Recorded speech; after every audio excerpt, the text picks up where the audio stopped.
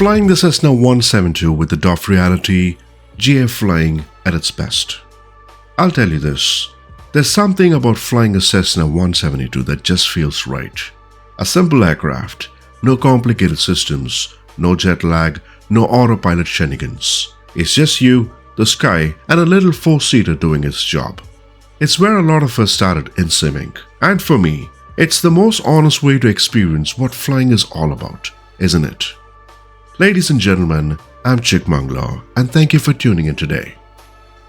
In this video, we're diving into general aviation, flying the Cessna 172 in Microsoft Flight Simulator 2020.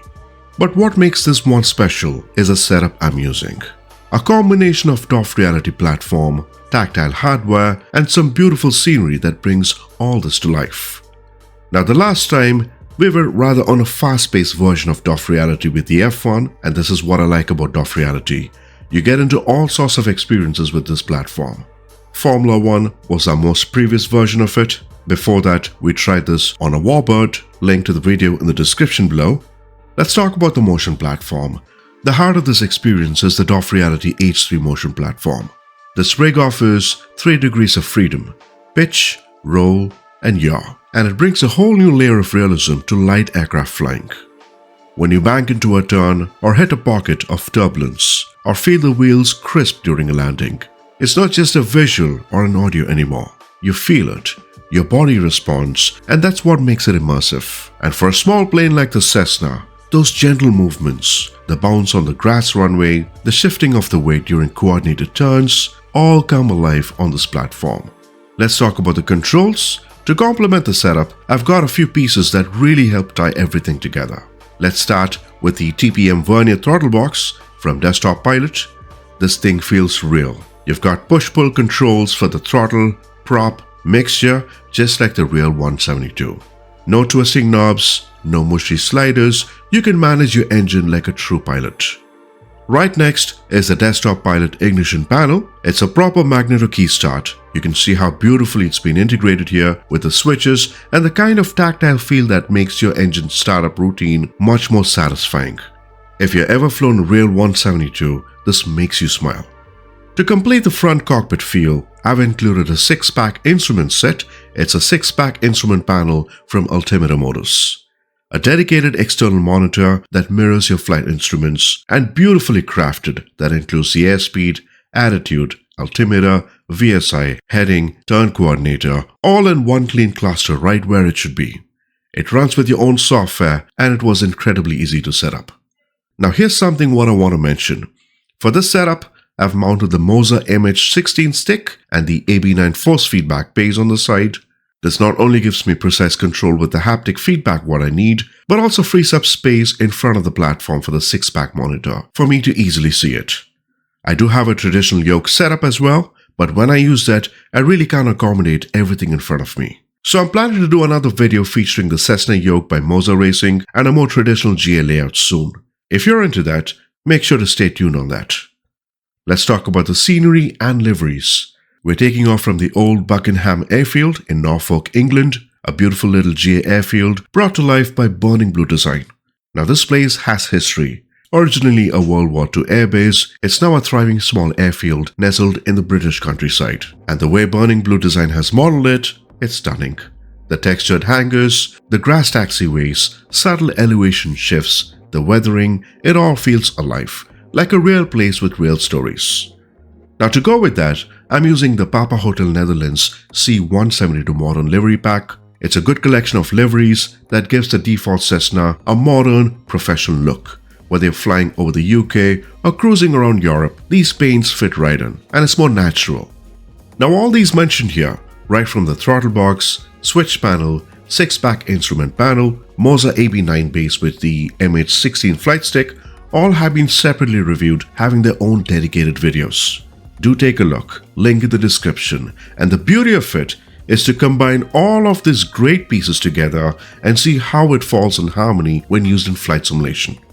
Alright, it's a great day here in Norfolk, England, and let's get it started.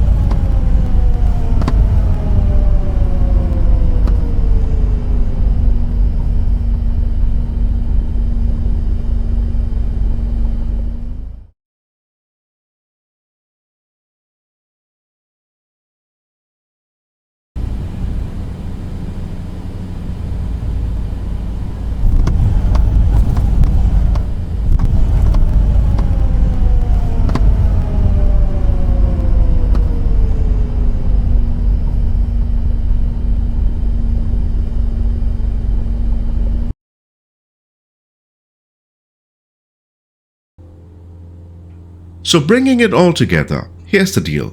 When you combine this, the motion fidelity of DOF Reality H3, realistic controls from desktop pilot, visual immersion from 6-pack panel from Altimeter motives, the Moza stick for responsive handling, and top-tier scenery with liveries, you actually stop simming and you start flying. You feel the flare, the bounce, the side slip in a crosswind. You know where the stall is, not because of a gauge, but because the rig tells you through motion. It's reactive, it's immersive, and it's incredibly fun.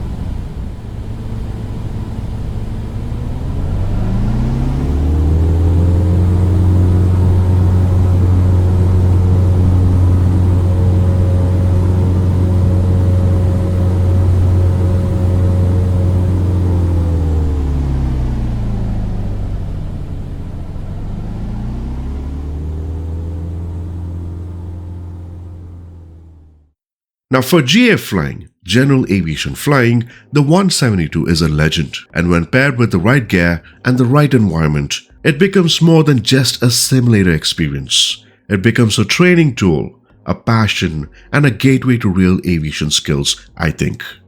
Let me know what you think. Do you fly GA in the sim?